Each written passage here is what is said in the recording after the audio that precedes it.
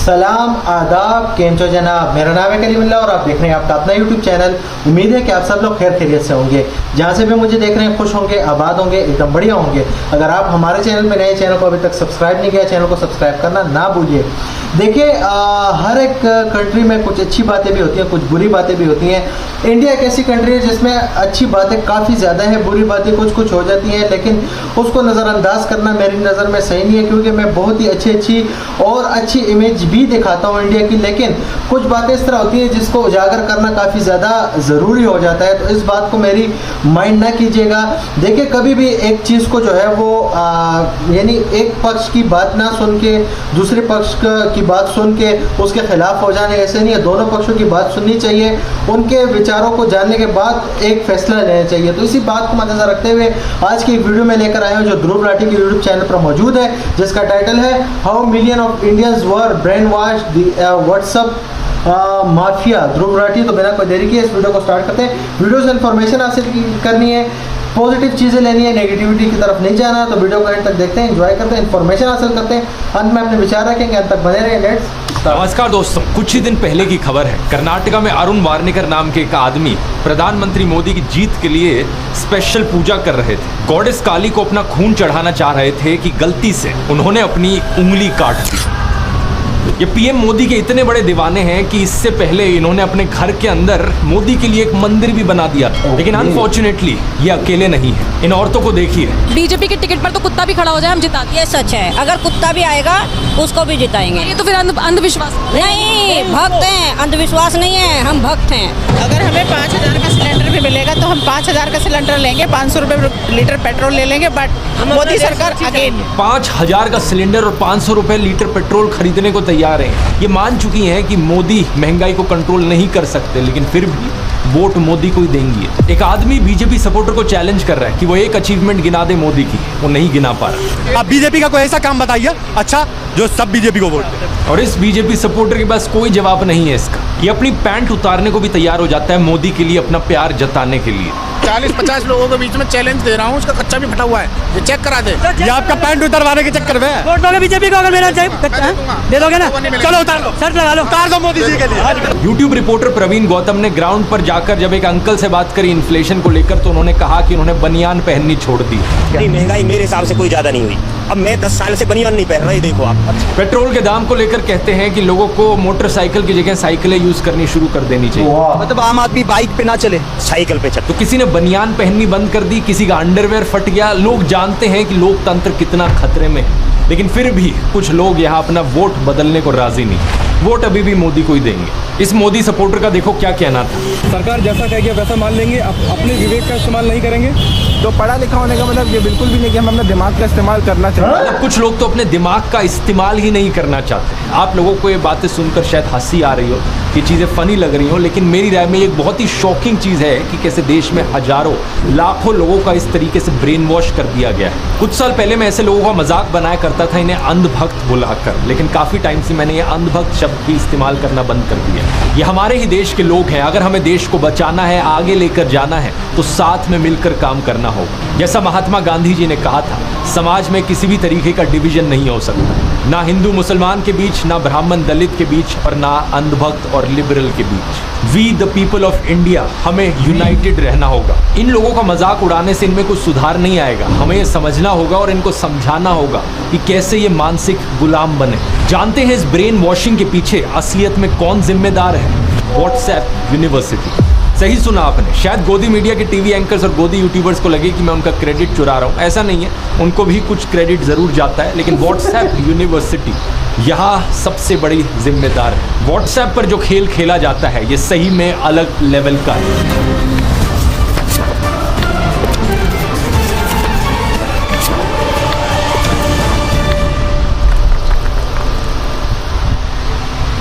इस वीडियो को देखिए, आपने बयान जरूर कहीं ना कहीं देखा या सुना होगा कि भारत को आज़ादी 99 साल की लीज पर मिली है। वही मैं बता रही हूँ कि ये भी 99 साल की लीज पर ले पाए थे आप। अगर आप पे इतनी कुप्पत थी तो पूरी आज़ादी लेते ना। उस टाइम क्यों आपने लीज पर ले ली? 99 साल की लीज पे? हाँ, ये जो आज़ादी हुई है ये 99 साल की लीज पर है। भारत कम्प्लीटली आज़ाद नहीं है। ये बीजेपी युवा मोर्चा की पॉलिटिशियन है। क्या लगता है आपको ये बात इन्हें कहाँ से पता चली? ऑब्वियसली व्हाट्सएप से। अफसोस की बात यह है कि व्हाट्सएप यूनिवर्सिटी एक बहुत बहुत गहरी सुरंग है और ज़्यादातर टाइम जो मैसेजेस यहाँ फैलाए जाते हैं वो ना सिर्फ झूठे होते हैं बल्कि इससे 10 गुना ज़्यादा खतरनाक भी होते हैं। एक पूरा ऑर्गेनाइज्ड माफिया है, एक सिस्टम है जो पीछे से चलाया जा रहा है लोगों को ब्रेनवॉश करने के लिए। एग्जैक्टली कैसे किया जाता है इसकी आगे बात करते हैं, लेकिन इससे पहले ये समझते हैं कि गोदी मीडिया के कंपैरिजन में व्हाट्सएप 10 गुना ज़्यादा खतरनाक क्यों है। इसके पीछे एक सिंपल सा कारण है। गोदी मीडिया एंकर्स को डर रहता है पुलिस केसेस और FIRs का। इस न्यूज़ 18 के एंकर अमन चोपड़ा को ही देख लीजिए, ये अव्वल दर्जे का बेशर्म इंसान है। वैसे तो इसका नाम अमन है जिसका मतलब शांति होता है, लेकिन इसको अशांति फैलाने के लिए NBDSA के जाने कितने नोटिस मिल चुके हैं, फाइन भी लग चुके हैं इस पर। अपने सेठ मुकेश अंबानी का नाम ये मिट्टी में मिला रहा है, लेकिन व्हाट्सएप यूनिवर्सिटी के मुकाबले में ये पीछे क्यों रह जाता है? क्योंकि FIR का डर होता है। राजस्थान में हो रही मंदिर की डिमोलिशन को लेकर अमन चोपड़ा ने फेक न्यूज़ फैलाई थी। अपने प्रोग्राम में इसने कहा कि कैसे मस्जिद के गेट को जब बुलडोजर ने तोड़ा जहांगीरपुरी में, तो राजस्थान में उस वक्त की कांग्रेस सरकार ने बदला लिया राजस्थान में एक मंदिर को तोड़कर। ये झूठी खबर बीजेपी राजस्थान ने कई मीडिया ऑर्गेनाइजेशंस ने इस बात को फैक्ट चेक किया था और इसे झूठा साबित कर दिया था, जैसे कि क्विंट ने। असलियत में इस मंदिर को पहले तोड़ा गया था और जब ये हुआ था तब म्यूनिसिपैलिटी में बीजेपी के मेंबर्स थे। जब ये बात सामने आई तो बीजेपी राजस्थान ने तो अपना ट्वीट डिलीट कर दिया, लेकिन अमन चोपड़ा के खिलाफ 3 FIR फाइल करी गई। धर्म के नाम पर लोगों को भड़काने के लिए, कम्युनल हार्मनी डिस्टर्ब करने के लिए। राजस्थान की पुलिस अमन चोपड़ा को अरेस्ट करने भी आई थी, लेकिन फिर यूपी की पुलिस ने इंटरवीन कर लिया और अमन चोपड़ा किसी तरीके से बचकर निकल गया। अर्नब गोस्वामी का भी यही हाल है। आपने खबर सुनी होगी महाराष्ट्र के पालघर में कि कैसे 2 साधुओं और उनके एक साथी की लिंचिंग हो गई। इसके पीछे कारण था सोशल मीडिया पर फैली अफवाह कि वो चाइल्ड किडनैपर थे। इसके चलते पुलिस ने 101 लोगों को अरेस्ट भी कर लिया था, लेकिन इसके एकदम बाद व्हाट्सएप यूनिवर्सिटी पर एक झूठा मैसेज फैलाया जाता है। ये कहा जाता है कि इन साधुओं को तो एक्चुअली में मुस्लिम्स ने मारा। उस वक्त के होम मिनिस्टर अनिल देशमुख ने ये बात क्लैरिफाई भी करी थी कि 101 लोगों को जिनको अरेस्ट किया गया उनमें से एक भी मुस्लिम नहीं था। लेकिन इस झूठ को रिपब्लिक टीवी के एंकर अर्नब गोस्वामी ने बेशर्मी से अपने चैनल पर फैलाया। Of the killing of 2 Hindu sadhus wearing saffron clothes easily identifiable, she insists this is not communal at all. Does it make any sense to you? नतीजा ये हुआ कि अर्नब के खिलाफ एक FIR दर्ज करी गई। सेम कहानी है अमीश देवगन की, न्यूज़ 18 के एक और एंकर। इन्होंने बहुत ही गंदी भाषा का इस्तेमाल किया सूफी सेंट ख्वाजा मोइनुद्दीन के खिलाफ। बाद में एक अपॉलॉजी भी ट्वीट करी थी ये कहते हुए कि एक्चुअली में अलाउद्दीन खिलजी की बात करना चाह रहे थे, लेकिन बाय मिस्टेक इनके मुंह से ख्वाजा मोइनुद्दीन निकल गया। लेकिन इस चीज़ को लेकर इनके खिलाफ एक FIR दर्ज करी गई और सुप्रीम कोर्ट ने यह भी कहा कि इन्हें ट्रायल फेस करना होगा। एक और एग्जांपल देखो, सुधीर चौधरी जब ये जी न्यूज़ पर काम करते थे, बड़ा ही नॉनसेंस फ्लो चार्ट ये इंडिया की बदनामी के बायस है। इसमें एक झूठी थ्योरी दिखाई जा रही थी कि कैसे अलग अलग तरीके के जिहाद होते हैं। हार्ड जिहाद, सॉफ्ट जिहाद, कट्टर जिहाद, वैचारिक जिहाद, इकोनॉमिक जिहाद, आर्थिक जिहाद, हिस्ट्री जिहाद, मीडिया जिहाद। सुधीर ने बड़ी बेशर्मी से इस व्हाट्सएप यूनिवर्सिटी के झूठ को अपने टीवी प्रोग्राम पर दिखाने की कोशिश करी, लेकिन नतीजा इनके खिलाफ एक FIR दर्ज हो जाती है इसको लेकर। तो गोदी मीडिया के एंकर्स अपनी तरफ से कोशिश पूरी करते हैं झूठी खबरें फैलाने की, समाज में नफरत का जहर घोलने की, रुपए के गिरने के फायदे बताते हैं, महंगाई पर सरकार को डिफेंड करते हैं। पाकिस्तान में भी ये आ जाता है इसका फायदे भी। युवाओं को बेरोजगारी के लिए जिम्मेदार ठहराते हैं, आम जनता को मुफ्तखोर बताते हैं, किसानों को खालिस्तानी बताते हैं। लेकिन इन सब के बाद भी ये व्हाट्सएप यूनिवर्सिटी का मुकाबला नहीं कर पाते क्योंकि फैक्ट चेक और FIR का डर लगा रहता है। लेकिन व्हाट्सएप यूनिवर्सिटी पर जो लोग खतरनाक माफिया चला रहे हैं उन लोगों को किसी चीज़ का डर नहीं। व्हाट्सएप पर आपको मैसेज आता है किसी जानने वाले से, आप उसके झूठ को पकड़ लेते हो और बताते हो कि असली फैक्ट्स क्या है। वो आपको सिंपली जवाब में कहता है ओ अच्छा ऐसा है, मुझे तो किसी और ने फॉरवर्ड किया था ये मैसेज। एक व्हाट्सएप मैसेज को पता नहीं कितनी हजारों लाखों बार फॉरवर्ड किया जा चुका है। कोई नहीं जानता कि सबसे पहले वो मैसेज किसने भेजा था, तो किस पर FIR करी जाएगी। अब सरकार चाहे तो इस चीज़ को ट्रैक कर सकती है और एक्शन ले सकती है। जैसे कि कर्नाटका में एक 32 साल के call centre employ Mohammad Azam को 50 लोगों के मॉब के द्वारा मार दिया गया क्योंकि व्हाट्सएप पर एक झूठा मैसेज फैला था कि वो बंदा चाइल्ड किडनैपर था। बिल्कुल वही चीज़ जो पालघर के केस में हुई थी। लेकिन यहाँ क्योंकि सरकार और पुलिस ने एक्शन लिया तो 25 लोग जो उस भीड़ का हिस्सा थे उन्हें अरेस्ट किया जाता है और पता लगाया जाता है कि एक्चुअली में ये मैसेज कहाँ से निकल कर आया था। जिस व्हाट्सएप ग्रुप में ये मैसेज फैलाया गया उस ग्रुप के एडमिन को भी अरेस्ट किया गया। तो सरकार चाहे तो इस झूठों की फैक्ट्री को तुरंत बंद कर सकती है, लेकिन प्रॉब्लम पता है क्या है? चिंगारी कोई भड़के तो सावन उसे बुझाए, सावन जो आग लगाए तो उसे कौन बुझाए। जब इस व्हाट्सएप माफिया को चलाने वाला खुद बीजेपी आईटी सेल है तो बीजेपी की सरकार उसे क्यों रोकेगी। सिंगापुर के एक न्यूज़ चैनल ने हाल ही में एक डॉक्यूमेंट्री निकाली थी जिसमें उन्होंने बीजेपी आईटी सेल के एक एम्प्लॉय का इंटरव्यू किया था। सुनिए उसका क्या कहना था। मेरा नाम अनिल कुमार, मैं बीजेपी आईटी सेल में काम करता हूँ। एक टीम होती है कमेंट सेक्शन में जो कमेंट करती है और हमारा मेन काम होता है उस टीम का शायद डिफेम का, वो चीज़ें अपलोड करते हैं, उन्हीं के कमेंट सेक्शन में हम जाके उनको डिफेम करते हैं।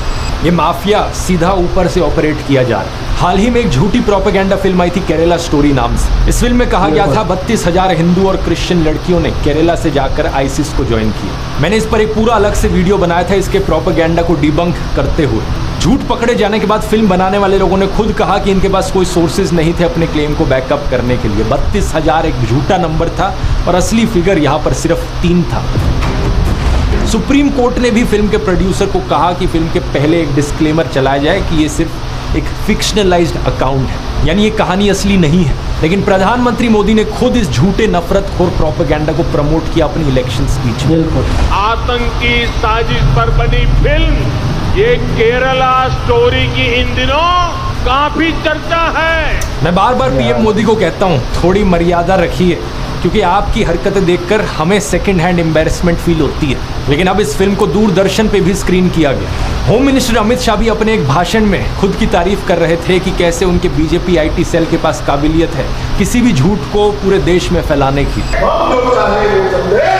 जनता के अंदर पहुंचाने का, चाहे खट्टा हो, चाहे मीठा हो, चाहे सच्चा हो, चाहे झूठा हो, ये काम कर सकते हैं। जब वो इसलिए हो पाया कि हम 32 लाख व्हाट्सएप का एक ग्रुप बनाकर खड़े थे, तब जाकर ये हालत है। तो जब प्रधानमंत्री मोदी और होम मिनिस्टर अमित शाह खुद ही ऐसी हरकतें करेंगे तो ये क्यों रोकेंगे व्हाट्सएप यूनिवर्सिटी को। इस माफिया को किसी ने रोका नहीं, इसलिए अब ये एक हैवान बन चुका है। बिना किसी देरी के आइए अब इसे गहराई से समझते हैं। व्हाट्सएप माफिया के मेनली 4 डिपार्टमेंट्स हैं और ये चारों डिपार्टमेंट्स हिंदुओं को अपना निशाना बनाते हैं। आप पूछोगे ऐसा क्यों? इसके पीछे एक बड़ा सीधा कारण है। किसी भी तानाशाह को अगर देश को डिक्टेटरशिप बनाना है तो उसे देश की मेजॉरिटी कम्युनिटी पर अपना कंट्रोल जमाना होगा। जो भी देश में मेजॉरिटी कम्युनिटी के लोग हैं उन्हें ब्रेन वॉश करना होगा। जर्मन डिक्टेटर हिटलर का एग्जाम्पल लो तो उसने एथनिक जर्मन आर्यंस को अपना निशाना बनाया था। उस वक्त वहां की मेजॉरिटी कम्युनिटी। इन्हें ब्रेन वॉश करने के लिए एक झूठा डर का माहौल बनाया ज्यूज को लेकर। ये कहा कि देखो ज्यूज से देश को कितना बड़ा खतरा है और भड़काया इन्हें। पाकिस्तानी डिक्टेटर का एग्जाम्पल लेकर देख लो, जिया उल हक। पाकिस्तान में मेजॉरिटी कम्युनिटी सुन्नी मुस्लिम्स की है तो उन्हें निशाना बनाया गया और नफरत फैलाई गई हिंदूज, क्रिश्चियंस, शिया मुस्लिम्स और अहमदिया मुस्लिम्स के खिलाफ। मेजॉरिटी कम्युनिटी को धर्म के नाम पर भड़काकर उनका ब्रेन वॉश करना है। बीजेपी के जो आइडियोलॉजिकल रोल मॉडल्स हैं वो सावरकर और गोलवलकर जैसे लोग रहे हैं। मैंने एक पिछले वीडियो में आपको बताया था कि कैसे ये दोनों ही हिटलर के सेल्फ डिक्लेयर्ड फैन बॉयज थे। इनकी राय में हिंदू, सिख्स, बुद्धिस्ट और जैन्स तो सब हिंदूज थे और मुस्लिम्स और क्रिश्चियंस एक्सक्लूडेड थे। सावरकर और गोलवलकर जैसे लोगों का यहाँ एक और भी एजेंडा था। उन्हें मनुस्मृति बुक बड़ी पसंद आती थी जो बहुत ही कास्टिस्ट चीज़ों से भरी हुई है। देश के संविधान को बनाने वाले डॉक्टर BR अम्बेडकर ने इस किताब को जलाया था। तो व्हाट्सएप का ये माफिया यहाँ पर हिंदुओं को टारगेट करता है, प्रेफरेबली अपर कास्ट हिंदू लोग। अब ब्रेन वॉश करने के यहाँ 4 डिपार्टमेंट्स क्या हैं, इन्हें एक एक करके समझते हैं। पहला डिपार्टमेंट है रेशियल या रिलीजियस प्राइड। एक आम आदमी को बहकाने के लिए शुरुआत से नफरतखोर मैसेजेस काम नहीं करेंगे। शुरू के मैसेजेस प्राइड पर फोकस करेंगे ताकि आप इनके जाल में फंसो। आपको एहसास दिलाया जाएगा कि आपको अपनी नस्ल पर गर्व होना चाहिए। ये देखो हम हिंदू कितने महान लोग थे, हम सब कुछ जानते थे। हमारा इतिहास दुनिया का सबसे महान इतिहास है और हमारा कल्चर दुनिया का सबसे बेस्ट कल्चर है। डिपार्टमेंट नंबर 2, विक्टिमाइजेशन और सेल्फ पिटी। एक बार आपको गर्व और अहंकार के इमोशन से नहला दिया गया तो उसके बाद आपको विक्टिम बनाया जाता है। ऐसे मैसेजेस आपके पास आते हैं जो बताते हैं कि कैसे सदियों से हम हिंदुओं पर अत्याचार हो रहा है। ये देखो हम कितने बड़े विक्टिम हैं। हजारों सालों से इन लोगों ने हमें कभी उठने नहीं दिया ऊपर। एक बार आप इसमें विश्वास करने लग गए तो अगला हमला आप पर होता है डिपार्टमेंट नंबर 3 का, you are in danger.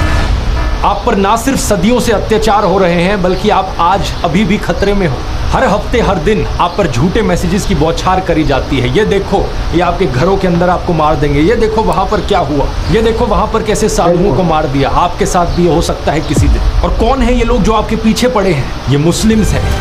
Christians हैं, खालिस्तानी हैं, और जो आदमी एंटी बीजेपी है वो सब इनके साथ मिले हुए हैं। कांग्रेस, आम आदमी पार्टी, सारी ऑपोजिशन पार्टीज, वामपंथी, टुकड़े टुकड़े gang, George Soros, Pakistan, China, USA, Russia, सारी इंटरनेशनल एजेंसी सब आपके खिलाफ है। आप खतरे में हो, और जब ये डर आपके अंदर भर दिया जाएगा, इस डर को बचाने के लिए आएगा डिपार्टमेंट नंबर 4, मोदी की कल्ट ऑफ पर्सनैलिटी। कौन आपको बचाएगा?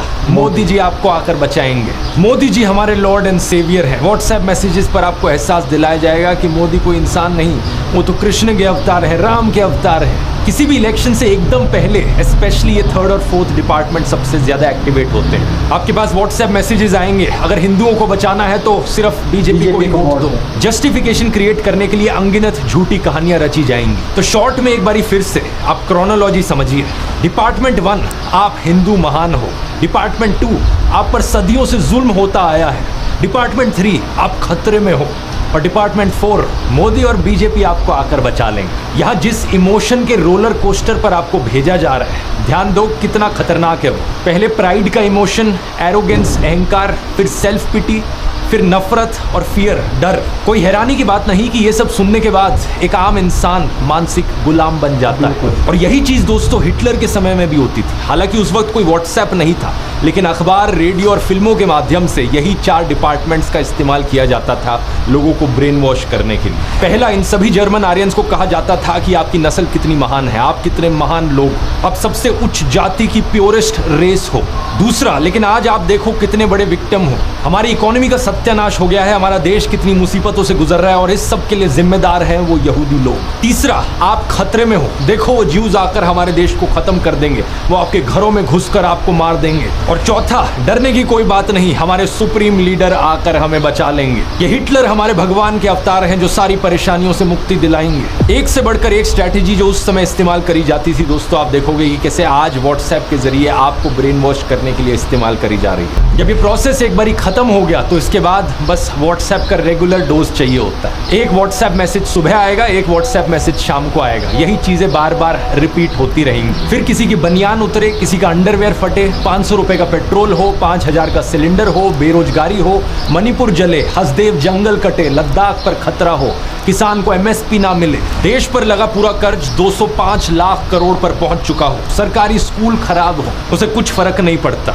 वो बस यही कहेगा कि जो भी हो वोट तो मैं मोदी को ही दूंगा। कांग्रेस चाहे अपने मैनिफेस्टो में कितनी भी अच्छी चीजें डाल ले, बीजेपी अपने मैनिफेस्टो में चाहे कितने भी जुमले डाल ले, वो वोट फिर भी मोदी को ही देगा। क्यों? क्योंकि इस व्हाट्सएप माफिया ने उसे मानसिक गुलाम बना दिया है, उसे ये एहसास दिला दिया है कि एक मोदी ही तो है जो तुझे आकर बचाएगा। चीजों को और गहराई से समझने के लिए, ठोस सबूतों और उदाहरणों के साथ समझने के लिए हमें इन चारों डिपार्टमेंट्स को और डिटेल में जानना जरूरी है। पहले डिपार्टमेंट से अगर शुरुआत करें तो उसमें किस तरीके के झूठ फैलाए जाते हैं। इस डिपार्टमेंट में आप ग्रेट भरत मुनि के बारे में नहीं सुनोगे जिन्होंने नाट्य शास्त्र कंपोज किया, ना ही आप पढ़ोगे जैन साधु आचार्य हेमचंद्र के बारे में जो कि एक महान मैथमेटिशियन और लिंग्विस्ट थे। ना आपको कोई ऐसा मैसेज मिलेगा जो हमारे महान इंडियन एस्ट्रोनॉमर आर्यभट्ट से इंस्पिरेशन लेने को कहेगा, क्योंकि वो साइंटिस्ट थे और साइंस को अगर इस गेम के बीच में ले आए तो बड़ी दिक्कत हो जाएगी। हमारे बहुत से एंशिएंट फिजिशियंस जैसे कि ऋषि चारक, जिन्होंने चारक संहिता लिखी थी, जिनसे हम इंस्पिरेशन ले सकते हैं कि देश को हम एक मेडिकल रिसर्च का पावर हाउस बनाएं, लेकिन नहीं, हमें लोगों को धर्म के नाम पर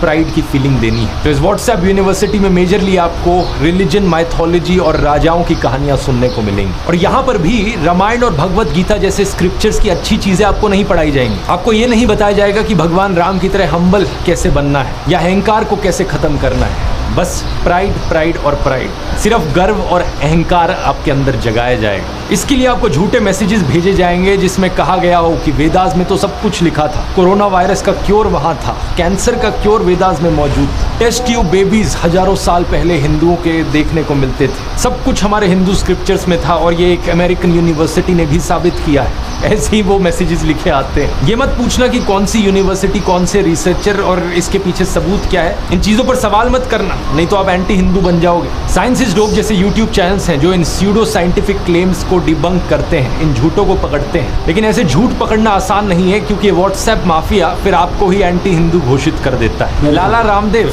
जो कोरोनिल के नाम पर हिंदुओं को बेवकूफ बनाते हैं, 3 दिन के अंदर 69% रोगी नेगेटिव हो जाएं, 7 दिन के अंदर 100% रोगी नेगेटिव होगी, ये बहुत बड़ी बात। रिपोर्ट्स आई हैं कि उनके शहद में चाइनीज सिरफ मिला होता है। गलत एड्स वो छापते हैं, लेकिन क्योंकि वो बीजेपी की साइड पर है और यहाँ किसी भी तरीके से वो प्राइड की फीलिंग जगाई जा रही है, उन्हें काम करने दिया जाता है। लेकिन अगर एक पढ़े लिखे हेप्टोलॉजिस्ट डॉक्टर AB फिलिप्स यहाँ पर रिसर्च, एक्सपेरिमेंटेशन और एम्पेरिकल एविडेंस की बात करेंगे तो उन पर आरोप लगाया जाता है एंटी हिंदू होने का। इसके कई सारे उदाहरण मौजूद हैं। जग्गी वासुदेव जो प्राउडली कहते हैं कि उन्होंने कोई हिंदू स्क्रिप्चर्स नहीं पढ़े। Somebody who reads a book and talks that is plagiarism. I read no book. If somebody says this is not what is in a book, I will say please correct the book. I have not read the Gita, so I really have not. My own vision has never failed me.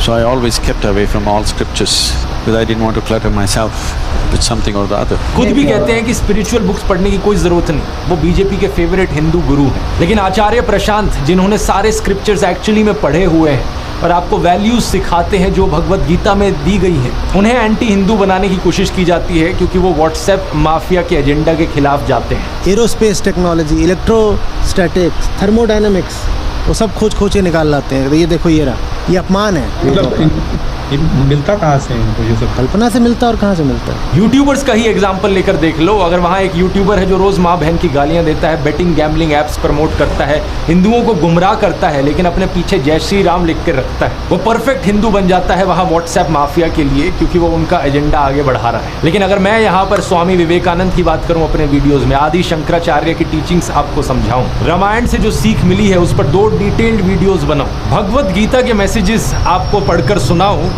तो मेरे को ये लोग anti Hindu घोषित करने पर तुले रहते हैं। क्यों?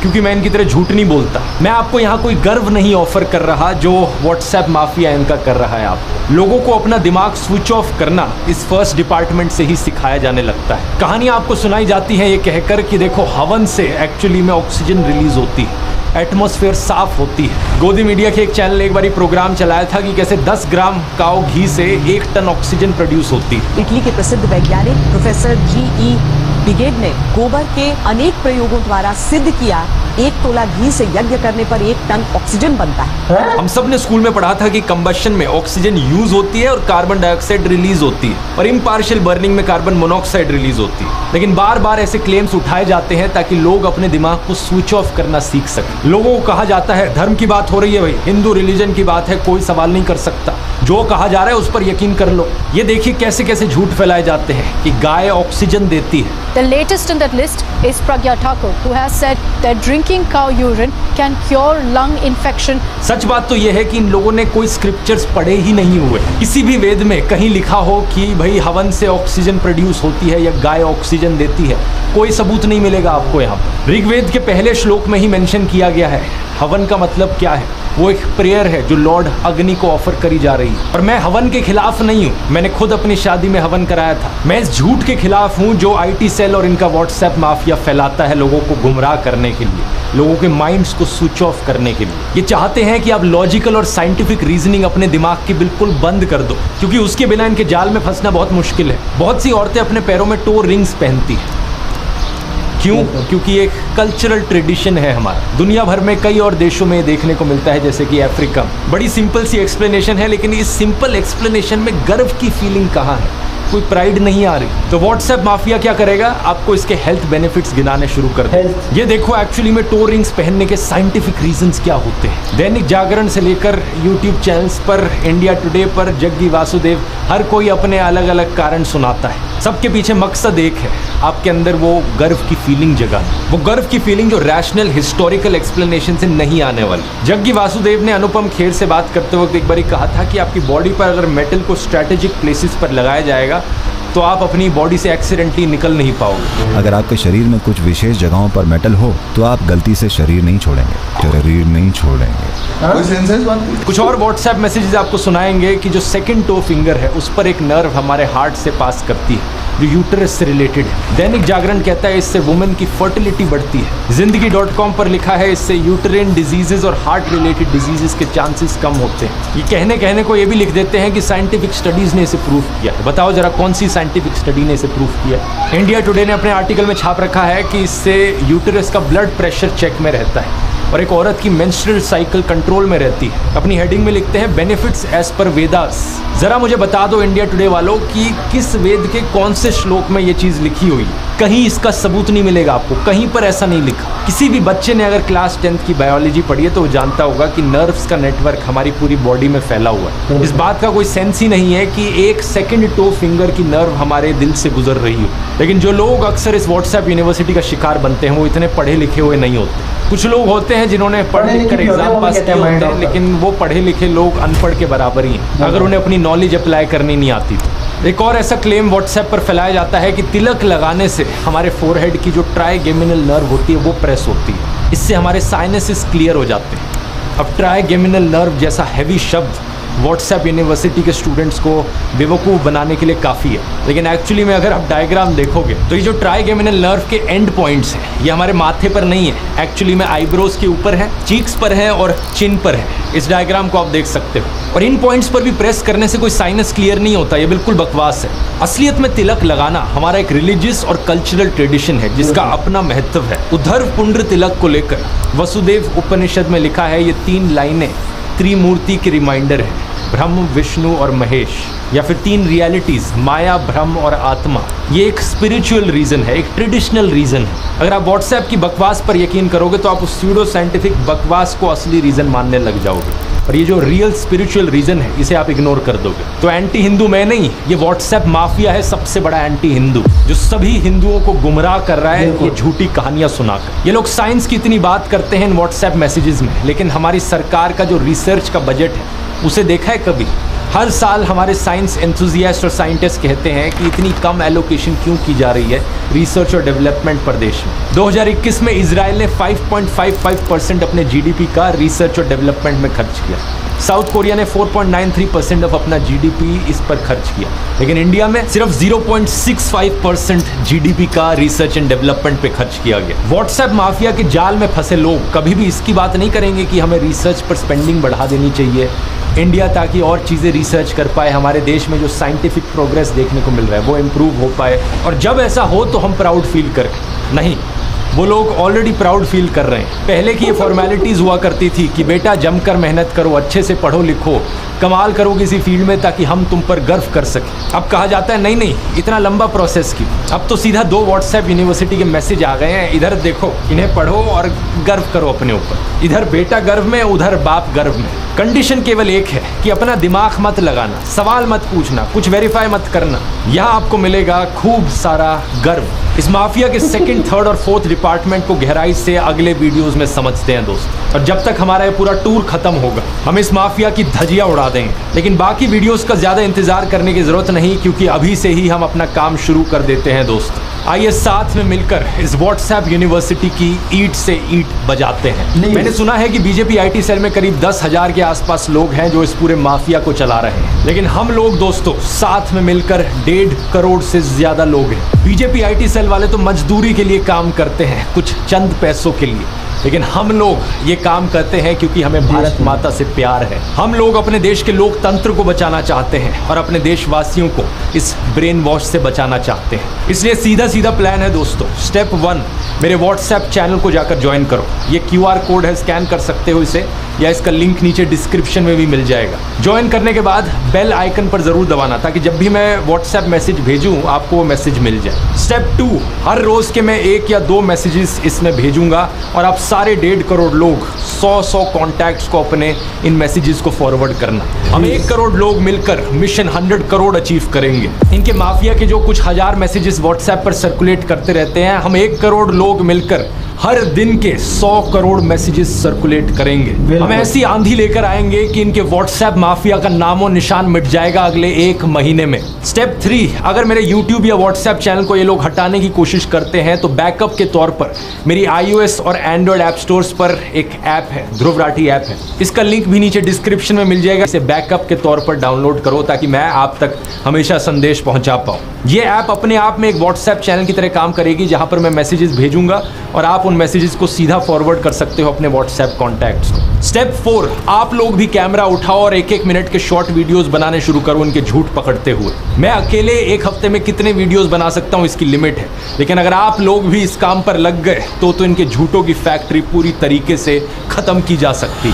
अपने वीडियोस को इंस्टाग्राम रील्स, यूट्यूब शॉर्ट्स या ट्विटर पर अपलोड करो, हैशटैग इस्तेमाल करो मिशन 100 करोड़। इस हैशटैग के जरिए मैं आपके वीडियोस को ढूंढ पाऊंगा और आपके भी वीडियोस को अपने व्हाट्सएप चैनल में शेयर करूंगा ताकि चारों तरफ हम तहलका मचा दें। और स्टेप 5, वोट करना मत भूलना। वोट करना बहुत जरूरी है। अब समय आ गया है दोस्तों देश के सारे 100 करोड़ वोटर्स तक पहुंचने का। संविधान बचाओ, लोकतंत्र बचाओ का संदेश देश के कोने कोने तक पहुंचाने का। अब समय आ गया है दोस्तों देश के लोगों को मानसिक गुलामी से आज़ादी दिलाने का। ये सब करते समय याद रखना नेताजी सुभाष चंद्र बोस, भगत सिंह, महात्मा गांधी जी और डॉक्टर BR अम्बेडकर को। याद रखना कि देश के लोकतंत्र को बचाना हमारा धर्म है। जय हिंद। तो ये एक वीडियो थी बहुत ही कमाल की, ध्रुव राठी के चैनल पर मौजूद थी। देखें मैंने ये वीडियो बनाई है स्पेसिफिकली इंडिया के लिए, इंडिया की डेमोक्रेसी को बचाने के लिए। इंडिया में जो चल रहा है वही सेम रिपीटेशन जो हो रही है वो पाकिस्तान में भी हो रही है। हर एक कंट्री में इस तरह का एक मौजूद है जो कंट्रोल कर रहा है और इस तरह की हरकतें हो रही हैं। देखिए मैं मोदी जी के ख़िलाफ़ बिल्कुल नहीं हूँ, लेकिन उनकी कुछ पॉलिसीज़ हैं जो बिल्कुल बदलनी चाहिए। बाकी आप अपनी राय जो है वो कमेंट सेक्शन में बता सकते हैं। मैं आपकी राय सुनूंगा। मैं भी एक तरफा फैसला नहीं करता, आप भी एक तरफा फैसला ना कीजिए। अपने इंडिया के लिए स्टेप उठाइए।